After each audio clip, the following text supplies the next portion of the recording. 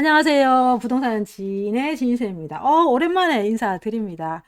이번에 프리미엄에서 제가 유동성 지수라는 지수를 하나 만들었습니다. 계속 뭔가를 새롭게 만들고 있는 부동산 지인입니다. 근데 유동성 지수가 이렇게 단순히 지수만 보더라도 좀 어렵고, 그래서 이걸 어떻게 여러분들이 바라봐야 되는지에 대해서 좀 설명이 필요할 것 같아서 이 유동성 지수가 탄생한 이제 스토리가 있는데요. 우리 그 지전스 크루의 라생님이라고 계십니다. 그래서 라생님이 엄청 이런 분석력이 좋으신 분이신데 작년에 4월인가 나눔 강의 때 요 그 유동성 지수에 관련돼서 말씀을 하셨거든요. 근데 그 당시에 저도 그 부동산 국토연구원이죠. 국토연구원에서 버블 지수를 실질적으로 어, 그 보도 자료를 내면서 걔랑 너무 비슷하다라고 얘기를 했고, 그리고 그 유동선 지수의 그 산식이 예를 들면 그때 신성철 님인가 그분이 유튜브 상에서 실제로 보여줬던 비용과 수익에 관련된 내용하고도 너무 유사하고 그래서 너무 좋다. 그리고 유튜브 그 나눔 강의 들으신 분들도 굉장히 좋다라고 얘기를 하셔가지고 이거를 부동산 지인에서 접목하면 정말 좋겠다. 이제 그 이야기를 하셨어요. 그래서 개발진하고 이제 그 의논을 해서 유동성 지수를 만들었습니다. 만들었고, 이제 그 만든 계기가 우리 라생님의 이제 강의를 통해서 만들었기 때문에, 요 유동성 지수에 관련해서 우리 라생님이 잘 설명해 주실 수 있을 것 같아서 제가 오늘 특별히, 라생님을 모셨습니다. 여러분, 환영해 주시고요. 라생님, 네. 유동성 지수 탄생하게, 우리가 이 아, 세상에 나오게끔 해주셔서 감사드리고요. 네, 저도 어, 감사드립니다. 네. 많은 분들에게 유동성 지수에 관련돼서 좀 상세하게 말씀을 좀 부탁드리겠습니다. 네. 예, 안녕하세요. 이번에 부동산 지인에 새로 추가된 유동성 지수에 대해서 설명하게 된 나생이라고 합니다. 먼저 유동성 지수의 내용이 살짝 어렵기 때문에 이 지수의 활용 용도에 대해서 먼저 간단히 말씀을 드리고, 유동성 지수란 어떤 건지 이렇게 개념을 설명드리도록 하겠습니다. 최근에 이제 부동산 지인에 유동성 지수라는 새로운 지표가 추가가 됐죠. 여기 보시는 녹색 선이 유동성 지수인데, 유동성 지수란 뭔지 궁금해하는 분들이 많으실 거예요. 그래서 간단한 개념부터 설명을 드리면, 이 각 시점의 금리, 전세가 수준에 비해서 현재 지금 가격이 얼마나 높은가, 낮은가를 나타내주는 지표 정도로 설명을 드릴 수 있고, 이 높을수록 현재 가격이 현재 경제 수준에 비해서 고평가돼 있고, 낮을수록 저평가돼 있다고 볼 수 있습니다. 부동산 지인에서만 볼 수 있는 특별한 두 가지 지표가 있는데, 하나는 시장 강도고요. 이거는 아파트 가격의 상승 하락의 흐름을 보는 지표예요. 그리고 최근에 새로 생긴 이 유동성 지수가 가격의 높고 낮은 정도를 보는 지표거든요. 그래서 이렇게 두 개를 복합적으로 보면서 우리가 시장의 상태를 빠르고 편하게 파악해 볼 수 있는데, 비유를 해서 드려보면 시장 강도는 이제 0을 기준으로 가격이 상승 중인지 하락 중인지 나타내주는 지표로서, 시장의 돈을 물이라고 가정했을 때 이제 시장 강도가 물이 움직이는 속도인 유속과 같다면, 유동성 지수는 가격이 비싼지 싼지를 나타내주는 지표로서 시장에 쌓인 물의 정도를 나타내주는 수위로 비교를 할 수가 있습니다. 그래서 이제 물이 들어오고 빠지는 그거를 유속을 보면서 시장 강도를 보고, 그리고 물이 얼마나 쌓였냐, 뭐 너무 높게 쌓였으면 좀 낮아질 수도 있고, 너무 낮으면은 오히려 또 다른 데서 물이 들어오면서 차오를 수도 있는 거잖아요. 그렇게 수위를 보는 것으로써 이제 시장 강도와 유동성 지수 두 개로 시장의 상황을 유동적으로 평가해 볼 수 있습니다. 이제 이 두 가지 지표를 통해서 간단하게 시장의 상황을 캐치하고 매수, 매도에 대한 포지션을 쉽게 취해 볼 수 있는데, 먼저 시장 강도를 통해서 시장이 상승 중인지 하락 중인지를 확인을 해줍니다. 그 후에 유동성 지수가 비싼지 싼지를 파악해 보는 거예요. 그러면 이제 보시는 것과 같이 네 가지 경우의 수가 나오거든요. 그래서 만약에 첫 번째 경우의 수로 시장 강도가 상승 중인데 유동성 지수가 비싸다. 그러면 이제 우리는 어 물이 들어오고 있는 상황이지만 유동성 지수가 너무 높아서 더 이상 물이 차오르기는 힘들 수도 있겠다. 아니면 뭐 경우에 따라서는 아직 더 차오를 수도 있겠다. 이런 거를 보면서 홀드, 올 셀을 포지션을 취할 수 있겠죠. 여기서 버이를 하는 거는 조금 위험할 수가 있는 게, 시장이 상승한다고 하더라도 이 물의 수위가 좀 많이 높은 상황에서는 그런 거는 조금 보수적으로 볼 필요가 있습니다. 하지만 미래에 가치가 충분히 높아질 지역이라면 먼저 선점을 해서 들어가는 것도 나쁘진 않다고 보지만, 기본적인 메커니즘 상으로는 홀드, 올 셀을 하는 게 합리적인 태세라고 볼 수 있습니다. 그다음에 이제 시장이 상승 중인데 유동성 지수가 싸다. 그러면은 되게 좋은 포지션이잖아요. 물도 얼마 안 찼는데 물이 들어오기 시작하는 시점이니까. 그럴 때는 이제 우리가 뭐 고민 없이 바이를 한번 해볼 수 있겠죠. 이거는 굉장히 시장이 좋은 상황이다라고 볼 수 있고, 시장 강도 상 시장이 하락하고 있는데 유동성 지수가 비싸요. 이러면은 제일 안 좋은 상황으로 볼 수 있는데, 만약에 하락의 초입이고 가격도 비싸다. 그럼 물이 빠지기에 더할 나위 없이 좋은 시점이잖아요. 그래서 필요한 거는 또 매도를 할 건 하고, 아니면은 또 다음 사이클을 위해서 꾸준히 오래 기다려주는 그런 대응을 하는 게 필요합니다. 그리고 시장 등들을 통해서 본 게 하락인데 가격도 싸다. 그러면은 만약에 상승으로 돌아선다면 이 상승이 충분히 강할 수 있지 않겠습니까? 그래서 우리가 매의 눈을 발동해서 이 투자처를 찾아놓고, 경우에 따라서는 하락 중이지만 선진입을 하는 것도 고려해 볼 수 있습니다. 그래서 이렇게 두 가지 시장 강도와 유동성 지수를 통해서 효과적으로 시장의 상황을 캐치하고 대응을 할 수 있다가 도지표의 활용 용도고, 이제 본격적으로 유동성 지수의 개념에 대해서 설명을 드리도록 하겠습니다. 먼저 투자라는 것 자체가 이제 비용을 들여서 어떤 수익을 얻는 행위거든요. 그래서 비용은 우리의 돈이 들어가는 거고, 수익은 이제 어떤 자산을 보유하냐에 따라 수익의 종류가 바뀌게 되는데, 이제 우리가 어떤 상품을 투자를 하게 되면 그 투자 상품을 얻기 위한 비용과 그리고 투자 상품을 통한 수익이 발생을 합니다. 예를 들면 채권은 채권 금리, 그리고 예금은 이자, 주식은 뭐 배당을 받을 것이고, 부동산의 경우에는 임대 수익을 얻을 수 있겠죠. 즉 여기서 우리가 말하는 수익이란 어떤 물건을 사고 팜으로써 얻는 시세 차익이 아니라 그 물건을 보유하고 있을 때 얻을 수 있는 수익을 의미해요. 투자 상품 대부분이 뭐 금과 같은 그런 현물을 제외하고는 대부분 이런 수익을 가지고 있고요. 우리는 이런 수익과 비용의 관계에 따라서 비용 대비해서 수익이 가장 높은 자산을 보유하려고 하는 게 경제의 기본 논리입니다. 예를 들어서 지금같이 금리가 높은 시점에는, 금리가 높다는 건 즉 현금의 가치가 높아졌다는 뜻이거든요. 그러면 예금을 넣었을 때 이자를 많이 받잖아요. 그럼 상대적으로 배당과 임대료를 주는 주식과 부동산의 매력도가 떨어지는 거거든요. 이런 식으로 우리는 비용 대비 수익이 가장 높은 자산을 계속 보유하라고 하는 게 경제의 기본 논리고, 그런 수익과 비용의 변화에 의해서 상품의 가격은 변하게 되는 겁니다. 그에 따른 시세 차익도 부가적으로 발생을 하게 되는 거죠. 그래서 이제 그 유동성 지수라는 거는 이렇게 수익과 비용의 관계를 통해서 아파트 가격이 비싼 정도를 나타내 주는 지수인데, 보통 수익이 비용보다 크면 투자 수요는 증가하게 돼서 매입 가격은 올라가게 되고요. 수익보다 비용이 커지는 시점이 오면 투자 수요는 감소를 하면서 매입 가격은 다시 낮아지게 되는데, 이게 실제로는 시장에서 기대감이라는 미래 수익이 또 반영이 됩니다. 그래서 미래 수익까지 보통 반영이 돼서 매입 가격이 정해지면은 수익과 비용의 관계가 어느 정도 좀 비대칭이 되더라도 뭐 가격은 계속 오르는 경우도 있어요. 왜냐하면 미래 수익이 충분히 높아질 거라는 기대가 높은 자산일수록 현재 수익보다 비용이 높더라도 그걸 감수하고 들어오는 투자자들이 있거든요. 예를 들어서 테슬라 같은 주식이 지금 전혀 배당을 주지 않음에도 높은 시세를 형성하는 이유가 추후에 미래에 엄청나게 높은 수익을 안겨줄 것이라는 확신이 있기 때문에 우리가 그 자산을 보유하고 있는 거예요. 그러나 기본 메커니즘 자체는 이 수익과 비용의 관계에서 벗어나지 않고 수익이 커지는 곳일수록 투자 수요는 증가한다라는 거는 어, 알고 계시면 좋을 것 같습니다. 그래서 이제 부동산의 경우에는 이 비용은 우리가 부동산을 매입할 때 드는 비용일 것이고, 수익은 이제 부동산을 임대를 놓음으로써 얻을 수 있는 임차 수익을 말할 수 있겠죠. 그래서 매입 비용은 이제 우리 매매 가격에 금리를 곱한 건데, 우리가 돈을 빌려서 이 부동산을 전부 다 산 거예요. 그러면 1년 동안 내는 이자가 이거의 매입 비용이겠죠. 근데 우리가 보통 100% 대출을 다 받는 게 아니잖아요. 그래서 현금을 이용한다고 하더라도 사실 그 우리가 투입한 현금은 원래는 예금을 넣어서 이자를 받을 수 있는 그런 현금이었는데, 부동산에 투입을 한 거기 때문에 기회비용을 거의 비슷하게 소모를 해요. 그래서 그냥 매입 비용은 매매가 곱하기 금리로 단순화할 수 있습니다. 그 다음에 수익은 임차 수익, 즉 월세를 얘기하는데, 아파트 시장은 거의 다 전세가 흔하잖아요. 그래서 전세 가격에 시장 전월세 전환율, 즉 전세를 월세로 전환했을 때의 비율이 얼마냐, 이거를 보통 시장에서 시장 전월세 전환율이라고 하거든요. 그래서 이걸 곱해서 월세로 환산을 해줍니다.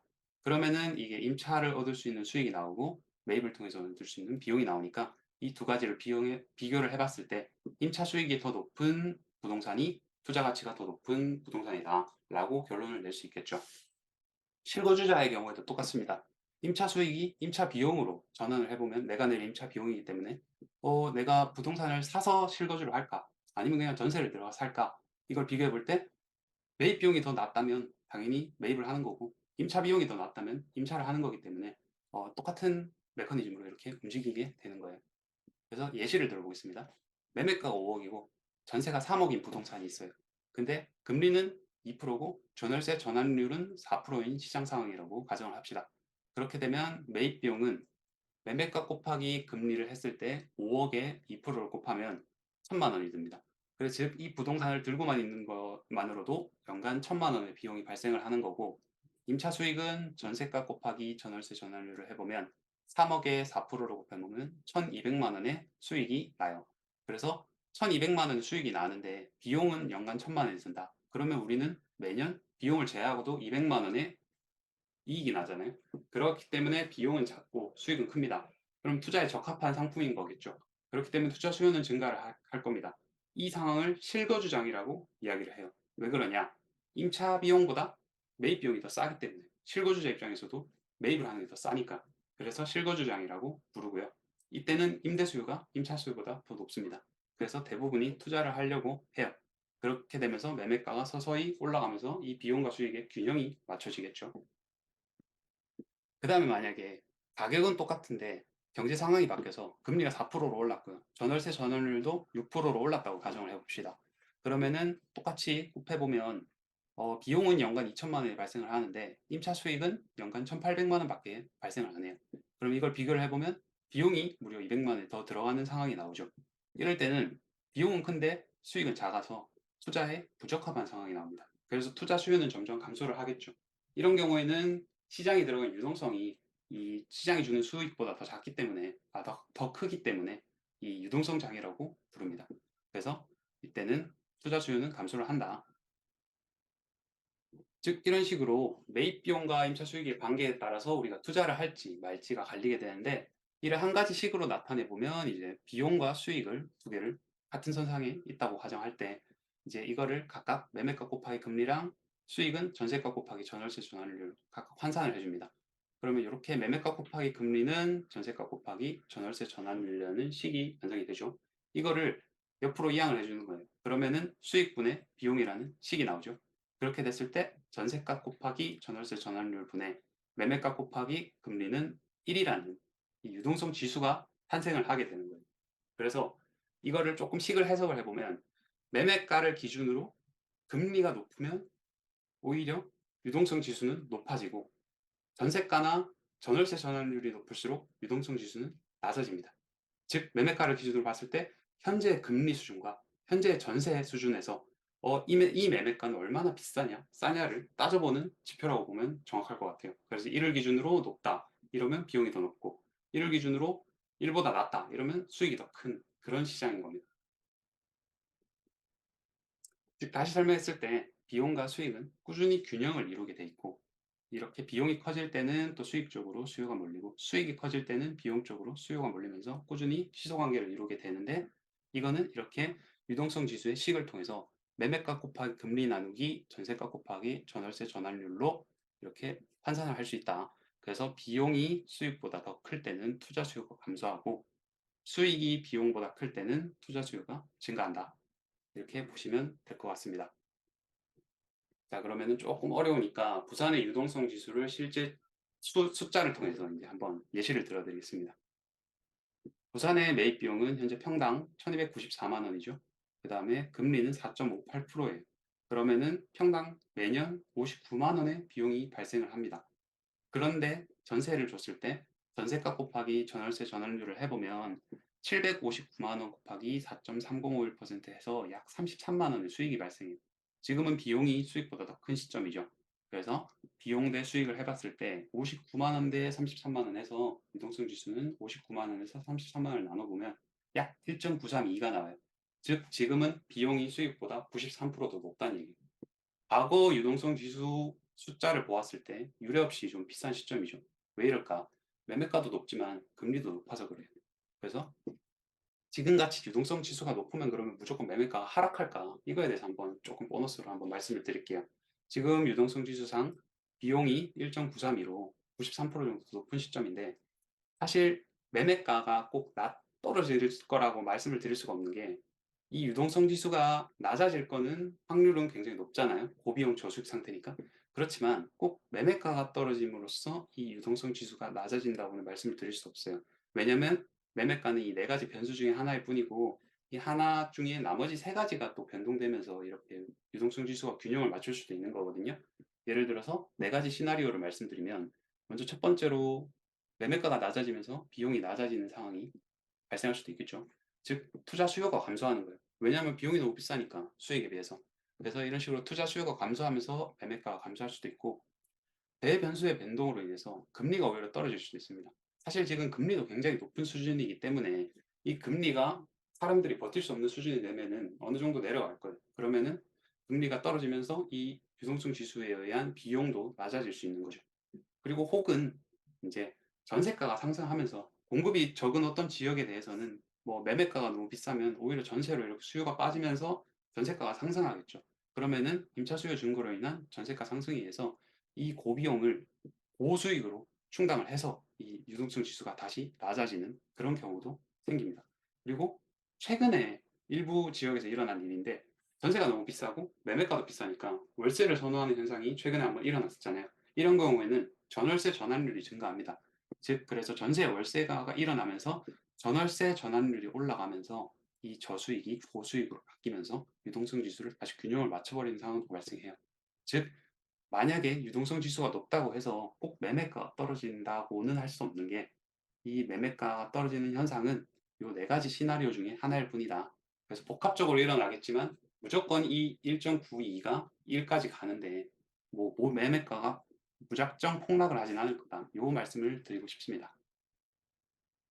그래서 요약을 드리면 유동성 지수는 수익분의 비용이고 이거는 식으로 했을 때 전세가 곱하기 전월세 전환율분의 매매가 곱하기 금리이다. 그래서 1을 기준으로 수익과 비용의 관계가 바뀐다. 그래서 유동성 지수는 1을 기준으로 주택 매입 비용과 임차 수익 중 어느 것이 더 높은지 관계를 나타내주는 지표인데 비용이 높으면 유동성 지수는 1보다 커지고요. 이는 매매가 혹은 금리가 높다는 뜻이에요. 그리고 수익이 높으면 유동성 지수는 1보다 작아지고 이거는 전세가나 전월세 전환율이 높다는 뜻이죠. 그래서 비용과 수익 관계는 시소처럼 균형을 이루면서 어느 정도 이제 평형을 맞춰가게 되는데 과도하게 높아지거나 과도하게 낮아진 유동성 지수는 다시 평균 수준으로 돌아가게 되어 있어요. 그래서 즉 유동성 지수가 낮을수록 그 지역이 저평가되어 있다고 볼 수 있죠. 그러나 그것이 꼭 매매가의 상승만 의미하는 것은 아니라는 것을 아까 네 가지 시나리오를 통해서 설명을 드렸어요. 이렇게 유동성 지수에 대해서 간단히 설명을 드릴 수가 있습니다. 고생하셨습니다. 네, 그 유동성 지수의 시나리오 중에 가장 그 좋은 시나리오는 금리도 떨어지고 매매 가격도 떨어지고 전세는 올라가고 그렇죠. 그리고 전환세 전환율도 올라가고 지금 어차피 네, 지금 전환세 전환율 올라가고 있으니까 그러면 맞아요. 네, 지금 금리는 올 하반기 뭐 내년 이야기 하잖아요. 그러면 금리 떨어지고 매매 가격이 지금 떨어지고 있는 중이잖아요. 그러면 네, 금리 떨어지고 매매 떨어지고 전세 가격이 지금 반등하면 그러니까 실질적으로 요 시나리오 하나하나 적용되는 것이 아니라 약간 레이어처럼 같이 적용되면 좀 더 빠르게 지금 높았던 유동성 지수가 쭉 내려올 수도 있는 그런 시장들이 나올 수 있겠다라는 생각도 드네요. 그죠? 그쵸. 네, 저도 그렇게 우리는 그걸 또 바라야 돼. 그죠? 생각합니다. 네. 근데 저도 유동성 지수를 지금 이제 전국을 다 들여다봤거든요. 다 네, 들여다봤는데 이게 우리가 유동성이라 하면 우리가 들어봐도 투자 수요죠. 투자 수요가 대부분인데 투자 수요들이 좋아하는 지역들이 따로 있잖아요. 그렇죠. 야, 저도 그래서 유동성이 좋아하는 지역이 예를 들면 뭐 서울이 있고 세종이 있고 부산이 있고 이렇게 따로 좋아하는 지역이 따로 있다라고 얘기를 드렸는데 강의상에서도 그래서 지역들을 한번 쭉 보게 되면 이 유동성 지수 1 밑으로 떨어져야지 투자자 관점에서는 실질적으로 수익이 더 좋은 그런 구간이잖아요. 네, 그러면 이 1 밑으로 떨어진 적이 없는 그런 지역들도 있더라고요. 그러니까 네, 되게 대표적으로 많아요. 어, 우리가 보통 선호도가 높은 지역일수록 1보다 높은 지역이 그쵸. 서울은 뭐 말할 것도 없고, 예를 들면 아까 이제 수요가 좀 강한 그런 지역, 그러니까 실수요도 강하고, 그리고 실제 매매 수요도 강하고, 예를 들면 수요자들이 원하는 그런 지역들은 유동성 지수가 1 이하로 떨어진 이렇게 스토리를 보게 되면 쭉 라인을 봐도 1 이하로 떨어진 적이 거의 없어요. 그런데 네. 반대급부적으로 지방을 보게 되면 지방들은 1 이상 올라간 구간이 굉장히 짧아요. 음. 어, 굉장히 짧아요. 그래서 그것만 보더라도 이 유동성이 어디를 좋아하는지를 알 수가 있겠더라고. 그래서 음. 여러분들이 이 영상을 보신다면 지역을 하나를 보지 마시고 이렇게 좀 이렇게 유동성이 좋아할 만한 지역들 따라 뽑으시고 그다음에 지방을 뽑아서 보시면 지방들은 대체적으로 0 이하 구간에 시점들이 많이 나와요. 시점들이 많이 나오고 그런데 예를 들면 서울이라든지 뭐 부산 해운대구라든지 이런 지역들을 보면 1 이상 구간들이 훨씬 더 많아요. 그래서 지역을 볼 때 이거는 이제 기본적인 이제 산식의 세팅인 거고 이 지역의 속성에 따라서 유동성 지수를 바라보는 그 시각이 좀 달라져야 되지 않을까라는 생각을 저는 개인적으로 좀 했거든요. 그래서 그 우리가 제일 궁금한 건 유동성 지수를 보면서 매수 매도 타이밍을 찾는 게 제일 궁금하잖아. 음. 그렇잖아요. 예. 맞아요. 그래서 저도 시장 강도랑 유동성 지수 두 개를 켜놓고 봤거든요. 음. 지금 이 영상 보시는 분도 아마 그래 보시면 좋을 것 같아요. 두 개 켜놓고 보니까 시장 강도가 지금 마이너스일 때 유동성 지수가 실질적으로 약간 저평가되어 있는 게 많아요. 높을 때가 많아요. 높을 때가. 그러니까 1 이상일 때가 많고 음. 그 다음에 시장 강도가 이렇게 꺾였을 때가 보니까 유동성 지수가 1 이상인 경우가 많아요. 그래서 이 유동성 아까 정말 비유가 너무 좋은 것 같아요. 이게 뭐냐면 물의 그 속도, 실제로 네. 유속에 관련돼서 시장 강도에 시장이 얼만큼 빠르게 흘러가는지 천천히 흘러가는지를 알 수 있는 게 시장 강도라 그러면 유동성 지수는 정말 얼마만큼 이게 물이 많이 잠겨가지고 지금 꽉 찼는지 안 그러면 아직도 찰 부분이 많은지를 보는 거여서 시장 강도가 꺾이면서 유동성 지수가 높다라고 봤을 때는 무조건 매도를 해야 되는 그런 타이밍이라는 게 보이더라고요. 그래서 그 지역마다 보는 기준들은 조금 다르긴 하겠지만 이제 그런 부분들을 여러분들이 이제 학습을 하게 된다면 이 유동성 지수를 시장 강도와 더불어 아까 매수 시점을 잘 활용할 수 있지 않을까라고 생각도 좀 해봅니다. 그래서 저도 어쨌든 전국을 다 보는데 시간이 걸리니까 지금은 이제 특강도 기준으로 좀 살펴봤고 그래서 오늘 라생님 요 영상이 다른 분들에게 많은 좀 도움이 될 것 같고 지금 크로님 몇 분들이 들어와 계시는데 방금 말씀하신 라생님에 관련돼서 설명하신 내용을 좀 질문하실 분 계시시면 말씀해 주세요. 일투성님 계십니까? 아, 예, 오, 알겠습니다. 에코가 장난 아니네. 네. 예. 저는, 질문이, 잠시만요. 요게 유동성 지수를 가지고 현재 시점인, 특정 지역에 나인 유동성 지수를 가지고, 네. 다른 지역과 서로 이렇게 상대평가처럼 비교를 할 수 있는지, 음. 아니면은 한 지역 내에서만 절대적으로 그냥 비교가 아니고 그냥 한 지역 내에서만, 과거 대비 현재 거품이 어떻다. 이렇게만 비교를 할 수 있는지, 이게 첫 번째로 궁금합니다. 그 먼저 아까 지인쌤이 얘기하신 것처럼 일단 사실은 실전적인 유동성 지수 활용에 들어갔을 때 모든 지역이 기준이 1이 될 수는 없거든요. 그래서 인기가 좋은 지역은 그 유동성 지수의 평균치 자체가 1보다 당연히 높을 것이고 인기가 별로 없는 지역은 그 유동성 지수의 평균치 자체가 1보다 낮을 거예요. 왜냐면은 나중에 우리가 기대감이라는 거 봤을 때 세종시의 우리 전세 가격이 꾸준히 상승을 하고 있잖아요. 그런 걸 보면은 미래의 수익이 지금보다 훨씬 높아질 거라는 기대감을 대부분 보편적으로 가지고 있기 때문에 지금 당장 이 유동성 지수가 1보다 높아서 비용이 좀 높다 하더라도 사람들은 세종에 투자를 하거든요. 그러다 보니까 기본적인 평균적인 이 유동성 지수 자체가 1보다 높게 형성이 됩니다. 지금 세종시 같은 경우 예를 들면은 보시던 바와 같이 이 유동성 지수의 추세선 자체가 이렇게 우상향을 하고 있죠. 이런 경우에는 세종시에 대한 기대감이 꾸준히 증가를 하고 있다는 뜻이에요. 근데 거제시에 같은 경우에는 이 평균적인 움직임 자체가 평균선 자체가 이거 1보다 낮은 지역에 이렇게 평균선이 위치를 하고 있어요. 그 말은 거제시가 수익이 비용보다 높다고 하더라도 미래의 수익이 낮아질 것 같은 약간 안 좋은 기대감이 있기 때문에 사람들이 여기를 투자를 꺼리는 거죠.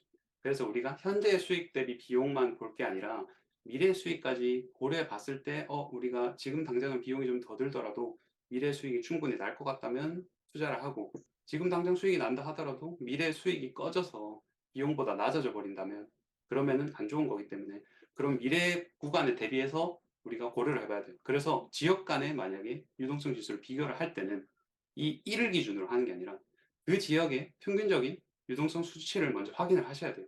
그 다음에 이 평균적인 유동성 수치 대비해서 지금 현재 값이 얼마나 떨어져 있는가를 보는 게 훨씬 중요하겠죠. 그래서 세종의 유동성 지수가 지금 당장 높다고 하더라도, 죄송합니다. 세종의 유동성 지수가 지금 당장 높다고 하더라도 이 추사선 대비해서는 얼마 안 떨어져 있는데, 거제 같은 경우는 전세가도 워낙 낮고 하기 때문에 지금 평균선에 대비해서 많이 올라와 있거든요. 그래서 꼭 지금 유동성 지수상으로 봤을 때 거제시의 유동성 지수가 낮으니까 세종시보다 더 좋아, 이렇게 판단을 하면은 안 되는 거예요. 이렇게 말씀. 이게 약간 상가 우리 할 때 보면 상가 수익률이 높은, 그럼 상가 수익률이 한 10% 되는 그런 상가 같은 경우는 약간 2급지들이 많아요. 그러니까 월세는 많이 나오는데 실제로 미래 가치가 시세 차익을 누릴 수 있는 그런 상가들은 오히려 수익률은 높고 그다음에 실제로 시세는 이제 그 시세 차익은 별로 없는 그런 형태인 건데, 아파트도 저도 같다고 생각해요. 그래서 지금 미래 가치가 있는 뭐 서울이라든지 세종이라든지 뭐 이런 지역들 같은 경우는 당장의 수익률은 조금 낮아도 미래 가치가 크기 때문에 그거를 보고 바라보는 이게 시장 유동성 수요들이 발생을 하는 거죠. 그래서 약간 상가에서 봤을 때도 우리가 수익률은 낮지만 미래 시세 차익을 누릴 수 있는 그런 우량 물건 같은 경우는 정말 은행 금리보다 낮은 수익률인 물건도 매수를 합니다, 사람들이. 여기 입지 보고. 그래서 약간 유동성 지수도 그런 부분들이 포함되어 있지 않을까라고 생각도 저도 라생님 말씀하시니까 생각이 나서 같이 처음 해보고요. 지금 이재님 질문하셨어요. 라생님께서 현재 이 유동성 지수를 이용해서 시장을 어떻게 시장을 보셨는지, 현재 시장에 대해서 어떤 생각이 드셨는지, 예로 인천은 시장 강도가 낮고 유동성 지수가 높아서 꼭 그 매도로 봅니다. 뭐 등 이런 식으로 이제 설명을 해달라고 이제 글을 남겨주셨네요. 원래 유동성 지수, 저도 전국적으로 유동성 지수를 다 한번 봤었는데 일단 유동성 지수가 1보다 낮은 지역은 없었어요. 제가 본 것 중에서는. 그래서 지금 전반적으로 유동성이 좀 과하게 들어와 있는 시점인 것 같긴 해요. 가격이 아무리 최근 대비해서 빠졌다 하더라도. 그 주된 이유는 저는 개인적으로 전세가가 더 많이 떨어졌기 때문으로 보고 있거든요. 매매가보다. 전세가가 지금 분모 구간이 있고 매매가가 분자 구간이 있는 상황에서 원래라면은 이게 주택 시장이라는 게 어느 정도 일정한 물량이 있는 상황에서 매매가가 떨어지면 사람들은 매매 수요나 임차 수요 중에 둘 중에 하나를 무조건 선택해야 되기 때문에 매매가가 떨어지면 전세가가 오르거나 전세가가 떨어지면 매매가가 오르거나 이렇게 둘 개가 시설을 이루면서 가는데, 지금 매매가는 전세가는 둘 다 확 빠져버렸단 말이에요. 그게 사실은 지금 예전과 다르게 가파른 속도로 금리가 워낙 올라버렸기 때문에 이 유동성 지수 올라간 금리를 메꿔주기 위해서 금리와 전세가 둘 다 떨어져 버렸다고 생각을 하거든요. 그렇게 봤을 때 지금 시장의 경우에는 사실 저는 유동성 지수만 가지고 얘기를 한다면 이거는 사실 유동성이 좀 더 빠져줘야 되니까 뭐 매매가든 금리든 전세가 오르든 이렇게 셋 중에 하나는 이루어져야 된다고 생각하는데, 저는 개인적으로 이제 전세가가 이렇게까지 빠졌다면 사람들이 어쨌든 어딘가에 살긴 살아야 될 거 아니에요. 그럼 매매를 하든지 전세를 하든지 둘 중에 하나는 올라가야 되는 상황이라고 보거든요. 지금 좀 비정상적인 상황인 것 같아서.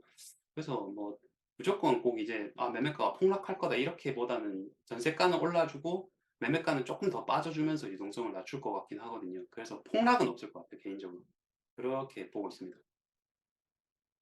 지금 전반적으로 약간 유동성 지수들이 꺾이고 있잖아요. 근데 그게 네. 아까 말씀드린 것처럼 금리 내려오고 매매 가격 내려오고 전세 가격 올라가면 그 세 개가 삼박자가 맞으면 또 가파르게 내려올 수 있잖아요. 그죠? 맞아요, 맞아요. 예, 그래서 생각보다. 복합적으로 이게 이루어지면서 유동성 네네. 지수가 낮아질 것 같아요, 개인적으로 저는. 지금도 복합적으로 작용을 해서 이렇게 빠르게 또 하락을 한 거잖아, 시장 네. 자체가. 그래서 지금 공급망에 문제가 생겨서 지금 어느 시점 돼서는 전세 물량도 지금 있는 것들 소화를 하게 되면 지금 왜냐면 투자자들의 물건에 지금 전세가 좀 또 이어지는 공백들이 존재하는 거잖아요. 그러면 또 지역마다 입주되는 물량이 더 부족한 지역들 같은 경우는 또 빠르게 전세 가격이 다시 반등하는 그런 구간들이 나오지 않을까라고 좀 생각을 합니다.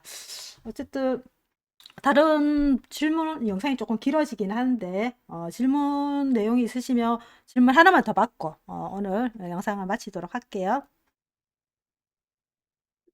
이루님이 참 쉽게 설명해 주셔서 모르는 사람도 이해하기 좋네요. 저도 좀, 좀 뭐랄까, 아까 비유가 너무 좋았던 것 같아요. 비슬로님, 계시는데 질문 내용 있으세요?